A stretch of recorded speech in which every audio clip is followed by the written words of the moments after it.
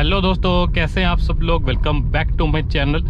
दोस्तों मैंने कुछ टाइम पहले ना अपने चैनल पे एक वीडियो अपलोड करी थी इंश्योरेंस से रिलेटेड, राइट। अब जो कार इंश्योरेंस का जो भाई चैप्टर है ना, ये जो टॉपिक है, ये लाइक एक बहुत बड़ा महासागर है। इसमें इतनी डिटेल है ना, इतनी डिटेल है मतलब, और ऊपर से जितनी डिटेल है उतनी लोगों को बहुत कंफ्यूजन है, ठीक है। तो ये बहुत वास्ट एक टॉपिक है। तो आप लोगों ने इस वीडियो को बहुत अच्छा जो है सपोर्ट किया है, लाइक किया है, शेयर भी किया है आपने, थैंक यू सो मच। अगर आप लोगों ने नहीं देखी वो इंश्योरेंस से रिलेटेड वीडियो, मैं उसका लिंक भी दे दूंगा और आप एक बार देख सकते हो जाके। तो आज की जो वीडियो का जो मेन टॉपिक है ना दोस्तों, वो ये है कि इंश्योरेंस से रिलेटेड 5 आपको ऐसे मिथ बताऊंगा जो कि मतलब देखो, मतलब बस्ट होने बहुत जरूरी है, मतलब उनके बारे में क्लैरिटी होना बहुत जरूरी है। बहुत सारे लोगों को, मैक्सिमम नंबर लोगों को कंफ्यूजन है। 5 आपको ऐसे पॉइंट बताऊंगा, ठीक है। अब इंश्योरेंस से रिलेटेड ना भाई जो क्वेरी रहती है ना, अब आप कहाँ पूछोगे, कैसे पूछोगे, और अगर कई बार पूछ भी लेते हैं ना तो आपको वो सेटिस्फाइड आंसर नहीं मिल पाता। तो इसीलिए मैं जो है ना, ये 5 ऐसे आपके सामने जो मिथ है ना, वो आप लोगों के सामने पेश करूंगा। अगर आप लोगों को वीडियो पसंद आती है तो वीडियो को लाइक, शेयर, चैनल को सब्सक्राइब आप जरूर कर देना।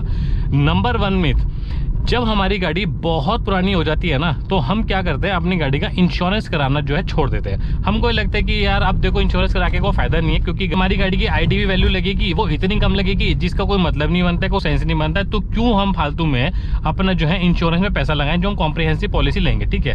देखो ऐसा नहीं है, मोटर व्हीकल एक्ट जो 1961 है ना, वो ये बोलता है कि कोई भी गाड़ी अगर आप चला रहे हो ना, उसके लिए कंपलसरी आप लोगों को इंश्योरेंस कराना जरूरी है।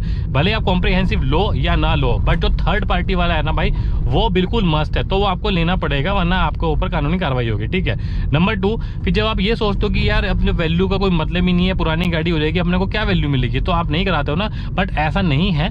क्या होता है कि जब गाड़ी पुरानी हो जाती है ना, तो उसका चोरी होने का डर रहता है। तो गाड़ी चोरी होने का सबसे बड़ा नुकसान ये होता है भाई कि जो गाड़ी के जो पार्ट्स होते हैं वो बहुत महंगे बिकते हैं मार्केट में। आप लोगों को पता है, जो गाड़ी बहुत हाई डिमांड में रहती है ना, वो चोरी होने की प्रोबेबिलिटी ज्यादा होती है। और जो पुरानी गाड़ी जो डिसकंटिन्यू हो चुकी होती है, उनके पार्ट्स क्या होते हैं, वो महंगे होते हैं। तो ये डर रहता है कि गाड़ी चोरी होने के बाद ना उनके पार्ट्स फिर भाई आपको पता है बाहर आफ्टर मार्केट वगैरह में जाके बिकते हैं, और आप लोगों फिर हम जो है जब सस्ते में काम कराना होता है तो आप कहाँ से खरीदोगे, ऑब्वियस ही बात है वहीं से खरीदोगे। आप कोई कंपनी से लाके तो बेचेगा नहीं वो सेकंड हैंड में, जब वो जो कंपनी ने गाड़ी है वही डिसकंटिन्यू कर दी, मॉडल बहुत पुराने हो चुके हैं। तो ये एक सबसे बड़ा इशू होता है, ठीक है। तो खाली मतलब ये ऐसा नहीं कि आपकी गाड़ी की वैल्यू पुरानी होगी, थोड़ी रिस्पॉन्सिबिलिटी समझो, बहुत सारे इश्यूज होते हैं। तो आपको जो है इंश्योरेंस जो है ना कराना जरूरी है, राइट।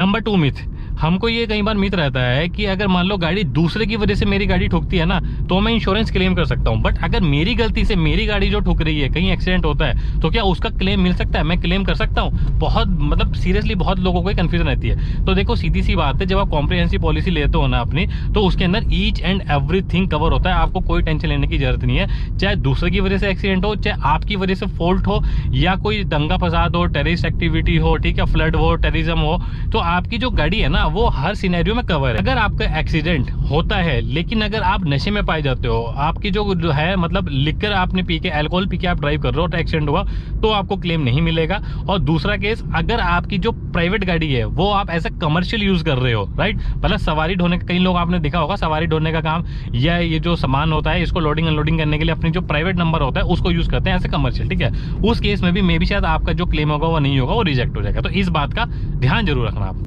नंबर 3 जो मिथ है वो ये है कि अगर मान लो आज मैंने ICICI से लिया, फॉर एग्जाम्पल मैं बता रहा हूँ, अपना जो इंश्योरेंस है वो यहाँ से लिया, बट मैं उसको कैरी ऑन नहीं करना चाहता हूँ नेक्स्ट ईयर, मैं HDFC पे जाना चाहता हूँ या टाटा वगैरह पे किसी पे जाना चाहता हूँ, तो क्या जो मेरा NCB है मेरे को मिलेगा या नहीं मिलेगा अगर मैं कंपनी स्विच करता हूँ। तो देखो इसका आंसर सिंपली आपको बता देता हूँ। आपका जो नो क्लेम बोनस है ना, वो आपकी प्रॉपर्टी है, वो आपकी अर्न प्रॉपर्टी है, वो कहीं नहीं जाएगी, वो आपने खुद एसेट बनाया है, ठीक है, आपकी वैल्यू है। अगर आप एक कंपनी से दूसरी कंपनी से तीसरी कंपनी चौथी कंपनी कुछ भी करते हैं ना, तो आपको आराम से इजीली जो है ना आप स्विच कर सकते हो, आपको नो क्लेम बोनस जो है वो मिल सकता है, ठीक है। बट उसमें कंडीशन ये रहेगी कि जब आप अपनी पॉलिसी छोड़ दो, ठीक है, आपकी जो पॉलिसी है वो एक्सपायर हो गई और आपने अपनी जो इंश्योरेंस पॉलिसी दूसरी कंपनी में ले ली, तो जब आपकी जो करंट एग्जिस्टिंग जो पॉलिसी है ना, वो एक्सपायर होने के 90 दिन तक आपको क्लेम करना पड़ेगा कि मेरा जो नो क्लेम बोनस है मेरे को यहाँ पे कैरी फॉरवर्ड किया जाए।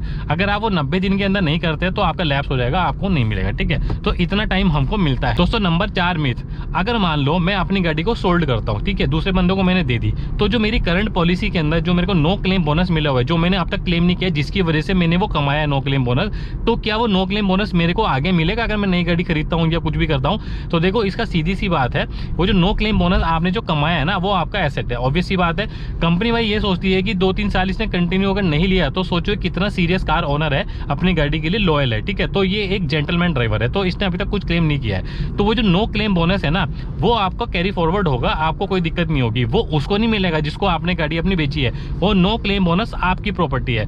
तो इस चीज का आप जो है कंफ्यूजन निकाल दो कि अगर मैं गाड़ी बेचता हूं ना तो नो क्लेम बोनस मेरे को मिलेगा या नहीं मिलेगा। नो क्लेम बोनस भाई आपका ही है, वो आपको ही मिलेगा। और दोस्तों नंबर 5 मिथ की, मान लो कई बार हमको क्लेम लेना पड़ता है, तो उसका जो ऑनलाइन प्रोसेस होता है ना, वो इतना कॉम्प्लिकेटेड होता है, कई लोग तो घबरा जाते हैं कि हम ये कैसे करें, ठीक है। तो ऐसा नहीं है, जो ऑनलाइन प्रोसेस है ना वो आपका बहुत ज़्यादा ईजी है। अगर आपको सिर्फ आप ऑनलाइन पोर्टल पे जाओ, जिस कंपनी का आपका जो है इंश्योरेंस पॉलिसी ली हुई है, वहाँ पे सारी डिटेल डालो। डिटेल डालने के बाद विदिन 24 आवर आपके पास जो एग्जीक्यूटिव है ना, वो खुद कॉल करेंगे, मैं आपको एक्सपीरियंस से बता रहा हूँ, और आपके साथ जो है ना आगे आपको गाइड करेंगे आपको कैसे कैसे क्या करना है, ठीक है। और इन केस अगर आपकी गाड़ी कहीं एक्सीडेंट हो जाती है तो आप सीधा शोरूम पे लेके जाओ। शोरूम पे जाने के बाद सिंपल सा एक प्रोसेस होता है, वो आपको जो है कंप्लीट करना है। और हाँ, उसके करने के बाद जो इंश्योरेंस कंपनी होगी, उसका जो वहाँ पे एग्जीक्यूटिव होगा, जो इंस्पेक्टर होगा, फिर वो सारा का सारा जो खेल होगा वो अपने हैंड ओवर कर लेगा, वो अपने आप करेगा, आपको कुछ भी करने की जरूरत नहीं है उसके अंदर, ठीक है। अगर जेन्युइन केस है तो, अगर नॉन जेन्युइन केस होगा तो आपको पता है उसके अंदर बहुत कॉम्प्लिकेशन जो है वो आ सकती है, ठीक है। तो ये बहुत ईजी टू टास्क है, सिंपल प्रोसेस है, आपको घबराने की टेंशन लेने की कोई जरूरत नहीं। तो ये जो 5 मिथ है ना, ये मैंने आपको बताने की कोशिश करी है, कुछ भी नहीं है, और ये बहुत इंपॉर्टेंट और जेन्युइन और बेसिक पॉइंट्स होते हैं जो एक कंफ्यूजन होती है कार ओनर को, राइट।